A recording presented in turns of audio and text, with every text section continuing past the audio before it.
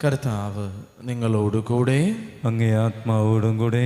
മത്തായിയുടെ വിശുദ്ധ സുവിശേഷത്തിൽ നിന്നുള്ള വായന. കർത്താവേ, അങ്ങേക്ക് മഹത്വം. അധ്യായം 18, തിരുവചനങ്ങൾ 21 മുതൽ. അക്കാലത്ത് പത്രോസ് യേശുവിൻ്റെ അടുക്കൽ വന്ന് അവനോട് ചോദിച്ചു, കർത്താവെ, എന്നോട് തെറ്റ് ചെയ്യുന്ന എൻ്റെ സഹോദരനോട് ഞാൻ എത്ര പ്രാവശ്യം ക്ഷമിക്കണം? 7 പ്രാവശ്യമോ? യേശു അരുൾ ചെയ്തു, 7 എന്നല്ല, 70 പ്രാവശ്യം എന്ന് ഞാൻ നിന്നോട് പറയുന്നു. സ്വർഗരാജ്യം തൻ്റെ സേവകന്മാരുടെ കണക്ക് തീർക്കുവാൻ ആഗ്രഹിച്ച ഒരു രാജാവിന് സദൃശ്യം. കണക്ക് തീർക്കാൻ ആരംഭിച്ചപ്പോൾ 10,000 താലന്ത് കടപ്പെട്ടിരുന്ന ഒരുവനെ അവർ അവൻ്റെ മുൻപിൽ കൊണ്ടുവന്നു. അവന് അത് വീട്ടാൻ നിർവാഹമില്ലാതിരുന്നത് കൊണ്ട് അവനെയും ഭാര്യയെയും മക്കളെയും അവൻ്റെ സമസ്ത വസ്തുക്കളെയും വിറ്റ് കടം വീട്ടുവാൻ യജമാനൻ കൽപ്പിച്ചു. അപ്പോൾ സേവകൻ വീണ് നമസ്കരിച്ചുകൊണ്ട് പറഞ്ഞു, പ്രഭോ, എന്നോട് ക്ഷമിക്കണമേ, ഞാൻ എല്ലാം തന്നു വീട്ടിക്കൊള്ളാം. ആ സേവകൻ്റെ യജമാനൻ മനസ്സലിഞ്ഞ് അവനെ വിട്ടയക്കുകയും കടം ഇളച്ചു കൊടുക്കുകയും ചെയ്തു. അവൻ പുറത്തിറങ്ങിയപ്പോൾ തനിക്ക് 100 ദനാറ് നൽകാനുണ്ടായിരുന്ന തൻ്റെ സഹസേവകരിൽ ഒരുവനെ കണ്ടുമുട്ടി. അവൻ്റെ കഴുത്ത് പിടിച്ച് ഞെരിച്ചുകൊണ്ട് അവൻ പറഞ്ഞു, എനിക്ക് തരാനുള്ളത് തന്നു തീർക്കുക. അപ്പോൾ ആ സഹസേവകൻ അവനോട് വീണപേക്ഷിച്ചു, എന്നോട് ക്ഷമിക്കണമേ, ഞാൻ തന്നു വീട്ടിക്കൊള്ളാം. എന്നാൽ അവൻ സമ്മതിച്ചില്ല. കടം വീട്ടുന്നതുവരെ സഹസേവകനെ അവൻ കാരാഗൃഹത്തിലിട്ടു. സംഭവിച്ചതറിഞ്ഞ് മറ്റു സേവകന്മാർ വളരെ സങ്കടപ്പെട്ടു. അവർ ചെന്ന് നടന്നതെല്ലാം യജമാനനെ അറിയിച്ചു. യജമാനൻ അവനെ വിളിച്ചു പറഞ്ഞു, ദുഷ്ടനായ സേവക, നീ എന്നോട് കേണപേക്ഷിച്ചതുകൊണ്ട് നിന്റെ കടമെല്ലാം ഞാൻ ഇളച്ചു തന്നു. ഞാൻ നിന്നോട് കരുണ കാണിച്ചതുപോലെ നീയും നിന്റെ സഹസേവകനോട് കരുണ കാണിക്കേണ്ടതായിരുന്നില്ലേ? യജമാനൻ കോപിച്ച് കടം മുഴുവൻ വീട്ടുന്നതുവരെ അവനെ കാരാഗൃഹ അധികൃതർക്ക് ഏൽപ്പിച്ചു കൊടുത്തു. നിങ്ങൾ സഹോദരനോട് ഹൃദയപൂർവ്വം ക്ഷമിക്കുന്നില്ലെങ്കിൽ എൻ്റെ സ്വർഗസ്ഥനായ പിതാവ് നിങ്ങളോടും ഇതുപോലെ തന്നെ പ്രവർത്തിക്കും. കർത്താവിൻ്റെ സുവിശേഷം. ക്രിസ്തുവേ, അങ്ങേക്ക് സ്തുതി. ഈശോയിൽ ഏറ്റവും പ്രിയമുള്ളവരെ, ഇന്നത്തെ വചനഭാഗങ്ങളെല്ലാം നമ്മോട് സംസാരിക്കുന്നത് ക്ഷമയെക്കുറിച്ചാണ്. ആദ്യ വായനയിൽ ഇസ്രായേൽ ജനം പല തവണകളായിട്ട് മറ്റ് ദേവന്മാരെയോ അല്ലെങ്കിൽ രാജാക്കന്മാരുടെ പ്രതിമകളെയോ ഒക്കെ വണങ്ങുവാനും ആരാധിക്കുവാനും ഒക്കെ പ്രേരിപ്പിക്കപ്പെട്ടുകൊണ്ടിരുന്ന സാഹചര്യത്തിലാണ് ദാനിയേൽ പ്രവാചകന്റെ പുസ്തകത്തിൽ നമ്മളിന്ന് വായിക്കുന്നത്. ആ 3 യുവാക്കളെ രാജാവ് തീയിലെറിയാൻ കൽപ്പിക്കുന്ന ഒരു സംഭവത്തിൽ അസറിയ അല്ലെങ്കിൽ അബദ്നെഗോ എന്ന് പറയുന്ന വ്യക്തി ആ തീച്ചൂളയുടെ മധ്യേ നിന്ന് നടത്തുന്ന പ്രാർത്ഥനയാണ് ആദ്യത്തെ വചനഭാഗത്തിൽ നമ്മൾ വായിച്ചു കേട്ടത്. വളരെ മനോഹരമായിട്ട് നമ്മൾ കേൾക്കുന്നൊരു കാര്യമുണ്ട്. ഒരുപക്ഷെ നമ്മളെല്ലാവരും ദൈവസന്നിധിയിൽ നിന്നുകൊണ്ട് പ്രാർത്ഥിക്കേണ്ട ഒരു പ്രാർത്ഥന പോലെയാണിത്. നമ്മൾ വചനം പറയുന്നതാണ്, ഞങ്ങളുടെ പാപങ്ങൾ നിമിത്തം ഞങ്ങൾ ഏറ്റവും നിന്ദ്യരായിരിക്കുന്നു. ഞങ്ങൾക്കിപ്പോൾ രാജാവോ പ്രവാചകനോ നായകനോ ദഹനബലികളോ മറ്റു ബലികളോ അർച്ചനയോ ധൂപമോ ഒന്നും ഞങ്ങൾക്കില്ല. പിന്നെ അങ്ങേക്ക് ബലി അർപ്പിക്കാനുള്ള യാതൊരു മാർഗവും ഞങ്ങൾക്കില്ല. അതുകൊണ്ട് അവർ പറയുകയാണ്, ഞങ്ങൾക്ക് ചെയ്യാൻ പറ്റുന്ന ഒരേ ഒരു കാര്യം ഇതാണ്, പശ്ചാത്താപ വിവശമായ ഹൃദയത്തോടും വിനീതമായ മനസ്സോടും കൂടെ ഞങ്ങൾ അങ്ങേ സന്നിധിയിൽ വരുന്നു. പശ്ചാത്താപ വിവശമായ മനസ്സോടും ഹൃദയത്തോടും വിനീതമായ മനസ്സോടും കൂടെ ഞങ്ങൾ അങ്ങേ സന്നിധിയിൽ വരുന്നു. പൂർണ്ണ ഹൃദയത്തോടെ ഞങ്ങൾ അങ്ങേ അനുഗമിക്കും. അങ്ങേ അനുഗമിക്കുന്നവരാരും ലജ്ജിതരാകേണ്ടി വരികയില്ല. പ്രിയമുള്ളവരെ, വചനം ഇനി നോമ്പ് കാലത്ത് നമ്മോട് പറയുന്നൊരു കാര്യവും, നമ്മുടെ ഏത് ബാഹ്യമായ ആചാരങ്ങളെക്കാളും പരിത്യാഗ പ്രവൃത്തികളെക്കാളും നമ്മളെടുക്കുന്ന ഏത് ത്യാഗങ്ങളെക്കാളും ദൈവം ഏറ്റവും അധികം വിലമതിക്കുന്നത് പശ്ചാത്താപം നിറഞ്ഞ ഹൃദയം, എളിമപ്പെട്ടൊരു മനസ്സും എല്ലാറ്റിലും ഉപരി മറ്റെല്ലാം മാറ്റിവെച്ച് പൂർണ്ണ ഹൃദയത്തോടെ ദൈവത്തോട് ചേർന്ന് നിൽക്കുന്ന ഓരോ വ്യക്തിത്വങ്ങളെയാണ്. ദൈവം നോക്കുന്നത് എൻ്റെ ഹൃദയത്തിലേക്കാണ്. എൻ്റെ ഹൃദയത്തിൽ എനിക്കുള്ള പശ്ചാത്താപത്തിൽ നിന്നും എൻ്റെ ഉള്ളിൽ ദൈവത്തോട് ചേർന്ന് നിൽക്കണമെന്ന അദമ്യമായ ആഗ്രഹത്തിൽ നിന്നുമാണ് എൻ്റെ ത്യാഗപ്രവൃത്തികളും പരിത്യാഗങ്ങളും എല്ലാം വരേണ്ടത്. ഞാൻ എടുക്കുന്ന നോമ്പിന് അർത്ഥമുണ്ടാകണമെങ്കിൽ എൻ്റെ ഹൃദയത്തിൽ മാറ്റമുണ്ടാവണം. ഞാനെടുക്കുന്ന പരിത്യാഗ പ്രവൃത്തികൾക്ക് അർത്ഥമുണ്ടാകണമെങ്കിൽ എൻ്റെ ഹൃദയം ദൈവത്തോട് ചേർന്ന് നിൽക്കണം. അതുകൊണ്ടാണ് അബദ്നെഗോ പ്രാർത്ഥിച്ചത്, ദൈവമേ ഞങ്ങൾക്ക് ബലിയർപ്പിക്കാൻ സ്ഥലമില്ല, ഞങ്ങൾക്ക് രാജാവില്ല, പ്രവാചകനില്ല, ആരുമില്ല, ഞങ്ങൾക്ക് നിനക്ക് തരാൻ വേണ്ടി മുട്ടാടുകളോ കോലാടുകളോ ഒന്നുമില്ല, ഞങ്ങൾക്ക് ആകപ്പാടെയുള്ളത് പശ്ചാത്താപം നിറഞ്ഞ ഹൃദയം മാത്രമാണ്. അതുകൊണ്ട് ഞങ്ങളെ തള്ളിക്കളയരുതേ എന്ന് ദൈവസന്നിധിയിൽ ക്ഷമയ്ക്കു വേണ്ടി, കൃപയ്ക്ക് വേണ്ടി പ്രാർത്ഥിക്കുന്ന ഒരു വ്യക്തിയെ നമുക്ക് ഇന്ന് കാണുവാണ്. വീണ്ടും സുവിശേഷത്തിലേക്ക് നമുക്ക് വരുമ്പോൾ വളരെ ക്ലാസിക് എക്സാമ്പിളായിട്ട് ക്ഷമയെക്കുറിച്ച് നമ്മൾ കാണുന്ന ഒരു ഉപമയാണ്. നമ്മൾ പത്രോസിനെ ഇന്ന് കാണുമ്പോൾ എല്ലായിടത്തും കയറി ഏതെങ്കിലും ഒരു അഭിപ്രായം പറയുന്ന ഒരു വ്യക്തിയാണ് പത്രോസ്. ഒരിടത്തും പത്രോസ് ഡയലോഗ് അടിക്കാത്തൊരു സ്ഥലം നമ്മൾ കാണുന്നില്ല. ഇന്നും പത്രോസ് ചോദിച്ചു. പത്രോസ് ചോദിക്കുമ്പോൾ നമ്മൾ ഓർക്കണം, യഹൂദരെ സംബന്ധിച്ചിടത്തോളം ഒരു വ്യക്തി ഒരു ദിവസം അല്ലെങ്കിൽ 3 പ്രാവശ്യം ക്ഷമിച്ചാൽ മതി.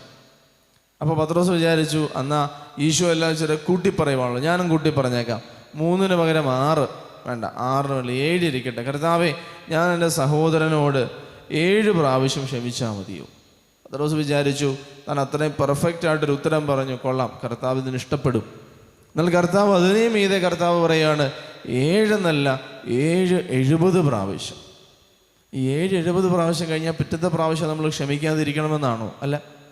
കർത്താവ് ഉദ്ദേശിച്ചത് അളവില്ലാതെ, അതിരുകളില്ലാതെ, വ്യവസ്ഥകളില്ലാതെ ക്ഷമിക്കാൻ നമുക്ക് പറ്റണം. അതാണ് ക്രിസ്തുവിനോട് ചേർന്ന് നിൽക്കുന്ന ഏതൊരു വ്യക്തിക്കും ഉണ്ടാകേണ്ട ആന്തരിക മനോഭാവം. എൻ്റെ സഹോദരനോട് എൻ്റെ ദൈവം എന്നോട് ക്ഷമിച്ചതുപോലെ ക്ഷമിക്കാൻ എനിക്ക് പറ്റണം. എന്നെ വേദനിപ്പിക്കുന്ന, എന്നെ സങ്കടപ്പെടുത്തുന്ന, എന്നെ മുറിപ്പെടുത്തുന്ന ഓരോ വ്യക്തിയോടും ദൈവം എന്നോട് ക്ഷമിച്ചത്, അതാണ് എൻ്റെ മാനദണ്ഡം. എൻ്റെ അളവുകോൽ എന്ന് പറയുന്നത്, ഞാൻ ഉരച്ചു നോക്കേണ്ട ഉരകൽ എന്ന് പറയുന്നത് എന്നോട് ദൈവം ക്ഷമിച്ചതിനെയാണ്. എന്നോട് ദൈവം ക്ഷമിച്ചതുപോലെ എൻ്റെ സഹോദരനോട് ഞാനും ക്ഷമിക്കണം. ഇന്നത്തെ ഉപമയിൽ നമ്മൾ കാണുന്നുണ്ട്, 10,000 താലന്ത് കടപ്പെട്ടിരുന്ന ഒരു വ്യക്തി രാജാവിന് മുൻപിൽ ചെല്ലുവാണ്. 10,000 താലന്ത് എന്ന് പറഞ്ഞാൽ ഒരു താലന്ത് 15 വർഷത്തിൻ്റെ അധ്വാന ഫലമാണ്. ഒരു താലന്ത് എന്ന് പറയുന്നത് 15 വർഷം പണിയെടുത്താൽ കിട്ടുന്ന അധ്വാനത്തിൻ്റെ ഫലമാണ്. അപ്പോൾ 10,000 താലന്ത് എന്ന് പറഞ്ഞാൽ ഒരു 1,00,000 അല്ലെങ്കിൽ 15 ലക്ഷം വർഷം ഞാൻ ജീവിച്ചിരുന്ന് പണിയെടുത്താലാണ് അത്രയും കടം വീട്ടും. അതായത് കർത്താവ് പറയുന്നത്, ജീവിതകാലത്ത് കൊടുത്തു വീട്ടാൻ പറ്റാത്തത്ര കടബാധ്യതയുള്ളൊരു വ്യക്തി ഈ രാജാവിൻ്റെ മുൻപിലേക്ക് കടന്നു ചെല്ലുമ്പോൾ രാജാവ് പറഞ്ഞു, അവനുള്ളതിനെ എല്ലാം വിറ്റ് കടം വീട്ടണം. ഈ വ്യക്തി ഉടനെ രാജാവിൻ്റെ മുൻപിൽ കേണ് വീണ് പ്രാർത്ഥിക്കണം, പ്രഭോ എന്നോട് ക്ഷമിക്കണമേ, ഞാൻ തന്ന് വീട്ടിക്കൊള്ളാം. അത്രേ പറഞ്ഞുള്ളൂ. ഹൃദയം നൊന്ത് പറഞ്ഞു, പ്രഭോ എന്നോട് ക്ഷമിക്കണമേ, ഞാൻ തന്ന് വീട്ടിക്കൊള്ളാം. ഉടനെ യജമാനൻ മനസ്സലിഞ്ഞ് അവൻ്റെ കടം ഇളവ് ചെയ്ത് കൊടുത്തു. എന്നാൽ അവൻ പുറത്തിറങ്ങിയപ്പോൾ തനിക്ക് 3 മാസത്തെ വേതനം, 3 മാസം പണിയെടുത്താൽ കിട്ടുന്ന കാശാണ് 100 ദനാറ. അത് കടപ്പെട്ടിരുന്ന തൻ്റെ സഹസേവകനോട് ക്ഷമിക്കുവാൻ ഇവന് സാധിക്കുന്നില്ല. എന്തു സംഭവിച്ചു? വീണ്ടും ഇവൻ്റെ അവസാനത്തെ സ്ഥിതി ആദ്യത്തേതിനേക്കാൾ മോശമായിട്ട് തീരുവാണ്. പ്രിയമുള്ളവരെ, എന്താണ് ക്ഷമ? ഞാൻ അർഹിക്കുന്നതോ എനിക്ക് അവകാശപ്പെട്ടതോ ഒന്നല്ല ക്ഷമ. ദൈവസന്നിധിയിൽ ഞാൻ ക്ഷമ അർഹിക്കുന്നു, ക്ഷമ എനിക്ക് അവകാശപ്പെട്ടതാണ് എന്ന് ആരും പറയാതിരിക്കട്ടെ. ഈ ആദ്യം നമ്മൾ കാണുന്ന സേവകന് പറ്റിയതാണ്. അവൻ വിചാരിച്ചു താൻ ഇങ്ങനെയൊക്കെ പറഞ്ഞത് കൊണ്ട് ആ രാജാവിൻ്റെ കയ്യിൽ നിന്ന് ഞാൻ ക്ഷമ അവകാശപ്പെട്ടിരിക്കുന്നു, അല്ലെങ്കിൽ ഞാൻ ക്ഷമ അർഹിക്കുന്നു, ഞാനിത് സ്വന്തം കഴിവ് കൊണ്ട് മേടിച്ചെടുത്തതാണ് എൻ്റെ കടം ഇളവ് ചെയ്ത് കിട്ടിയതെന്ന് അവൻ വിചാരിച്ചു. എന്നാൽ യഥാർത്ഥത്തിൽ അവൻ അർഹിക്കാത്ത ഒന്ന്, അവൻ്റെ യജമാനൻ തൻ്റെ നന്മയിൽ നിന്ന്, തൻ്റെ കരുണയിൽ നിന്ന് അവൻ അർഹിക്കാത്തത് അവന് കൊടുത്തതാണ് ക്ഷമ. ക്ഷമ എന്ന് പറയുന്നത് എൻ്റെ ഹൃദയത്തിൽ സംഭവിക്കേണ്ട ഒരു കാര്യമാണ്. ഞാനൊരു വ്യക്തിയോട് ക്ഷമിക്കാൻ പോകുമ്പോൾ ആ വ്യക്തി മാറണമെന്നോ ആ വ്യക്തി നന്നാകണമെന്നോ ഇല്ല. ക്ഷമ നടക്കുന്നത് എൻ്റെ ഹൃദയത്തിലാണ്. 1 വേ ട്രാഫിക്കാണ്. അനുരഞ്ജനമാണ് 2 വേ ട്രാഫിക്.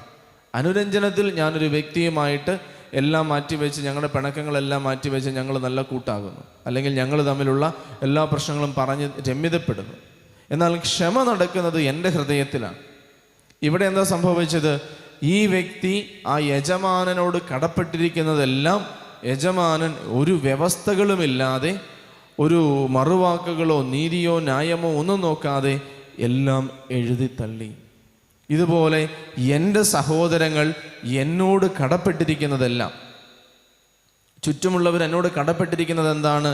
എനിക്ക് തന്ന എല്ലാ വേദനകളും, എനിക്ക് തന്ന എല്ലാ നഷ്ടങ്ങളും, എനിക്ക് വരുത്തിയ എല്ലാ നാശങ്ങളും, എൻ്റെ ജീവിതത്തിൽ എനിക്കുണ്ടാക്കിയ എല്ലാ വേദനകളുടെയും ഉത്തരവാദിത്തം, കടബാധ്യതയിൽ നിന്നും എൻ്റെ സഹോദരങ്ങളെ ഞാൻ വെറുതെ വിടുന്നതാണ് യഥാർത്ഥത്തിലുള്ള ക്ഷമ. മറ്റൊരാൾ എന്നോട് ചെയ്തതിൻ്റെ ഉത്തരവാദിത്തത്തിൽ നിന്നും ഞാൻ ആ വ്യക്തിയെ വെറുതെ വിടുവാണ്. ആ വ്യക്തി എന്നോട് കടപ്പെട്ടിരിക്കുന്നതെല്ലാം ഞാൻ എഴുതി തള്ളുവാണ്. അവിടെ നീതി നോക്കുന്നില്ല, ന്യായമില്ല, പ്രതികാര ചിന്തയില്ല, വാഗ്വാദങ്ങളൊന്നുമില്ല. കർത്താവ് കുരിശിൽ കിടന്ന് ക്ഷമിച്ചതുപോലെ ഈ രാജാവ് തന്നോട് 10,000 താലന്ത് കടപ്പെട്ടിരിക്കുന്നവനോട് അവൻ്റെ എല്ലാ കടങ്ങളും എഴുതി തള്ളിയതുപോലെ എന്നെ വേദനിപ്പിച്ച, എനിക്ക് നഷ്ടമുണ്ടാക്കിയ, എന്നെ മുറിപ്പെടുത്തിയ ഓരോ വ്യക്തിയെയും അവരെന്നോട് ചെയ്തതിൻ്റെ എല്ലാ ഉത്തരവാദിത്വത്തിൽ നിന്നും ഞാൻ വെറുതെ വിടുന്നതാണ് ക്ഷമാപണം, ക്ഷമ കൊടുക്കുന്നത്. അത് സാധിക്കണമെങ്കിൽ ഞാൻ എത്രമാത്രം ക്ഷമിക്കപ്പെട്ടിരിക്കുന്നു, എൻ്റെ ദൈവം എന്നോട് എത്രമാത്രം ക്ഷമിക്കുന്നുണ്ട് എന്ന ബോധ്യം എനിക്കുണ്ടാവണം. അത് ഞാൻ അർഹിച്ചിട്ടല്ല, എൻ്റെ ദൈവത്തിൻ്റെ നന്മയിൽ നിന്നാണ്. പ്രിയമുള്ളവരെ, ദൈവസന്നിധിയിൽ ഈ ഒരു ക്ഷമയുടെ ആഴത്തിലേക്ക് വളരാൻ നമുക്ക് പറ്റണം. നമ്മൾ ഏറ്റവും കൂടുതൽ ലിബറേറ്റ് ചെയ്യുന്ന, സ്വാതന്ത്ര്യത്തിലേക്ക് നയിക്കുന്ന ഒന്നാണ് ക്ഷമ കൊടുക്കാൻ പറ്റുക എന്നൊരു സംഭവം. ഈ ഒരു നോമ്പ് കാലം നമ്മളെ വേദനിപ്പിച്ച എല്ലാവരോടും, നമുക്കുണ്ടായ ഓരോ നൊമ്പരത്തിൽ നിന്നുകൊണ്ടും കർത്താവ് എന്നോട് ക്ഷമിക്കുന്നത് പോലെ ഞാനും നിന്നോട് ക്ഷമിക്കുന്നു, നീ എന്നോട് ചെയ്തതിനെല്ലാം ഞാൻ നിന്നെ വെറുതെ വിടുന്നു എന്ന് പറയാൻ നമുക്ക് പറ്റട്ടെ. ആ ഒരു കൃപ കുരിശിലേക്ക് നോക്കി നമുക്ക് പ്രാർത്ഥിക്കാം. കർത്താവ് നമുക്ക് തരട്ടെ എന്ന് നമുക്ക് പ്രാർത്ഥിക്കാം. ദൈവം നമ്മെ അനുഗ്രഹിക്കട്ടെ. ആമേൻ.